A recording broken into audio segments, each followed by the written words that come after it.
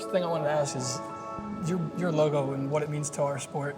I was just thinking about on the way here what your logo means to the tennis community, and I know when I'm out in public and I see the Roger Federer logo, like immediately that to me is probably a friend. You know, I'm gonna be friends with that person. So, Yeah. Did you ever imagine that that impact of the RF logo, and now you have it on your own racket?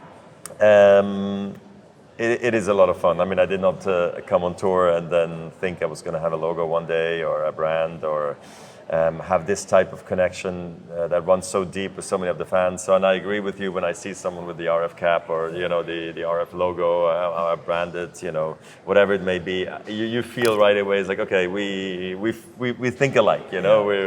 We know who we are, and it's very nice to be able to have had that impact, to be honest, and a lot of people have also told me they sometimes I get these stories like we've met at tennis tournaments thanks to you, and we got actually married thanks to you and stuff like that. Even though I have nothing to do with it, but maybe, they sat next to each other at a tennis game and they were both maybe wearing an RF cap. I mean, those romantic stories, I love to hear that. So actually now having, the RF logo on a tennis racket for the first time, it's obviously very exciting because I never thought it was going to ever really happen. And the beautiful bags. I mean, I'm obsessed with the big duffel bag as well. They're good, yeah. I'm very happy with them, actually.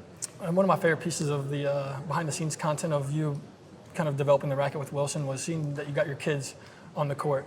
And I mean, how cool was that for you? And like, what were you able to learn from your kids' input on developing this racket? Well, I mean, they want crazy colors, So I had to always dial it back. So, okay, I like the idea, but maybe we can use that as a, as a power drop, an energy drop, rather than actually the real original RF01. The RF01, we need to be a little bit more solid, It needs to be in line with the old RF97. So, but they actually, it's fun having 10-year-olds or 15-year-olds. Or before it was obviously they were a little younger as I was embarking on the project, of racket testing. But it's fun having them around, because I can go to them and ask them, what do you guys like? What would you wear, or what would you appreciate in a racket design? I mean, obviously the feel and stuff. I gotta, make sure that I get that right. But so sometimes they give me inspiration for sure.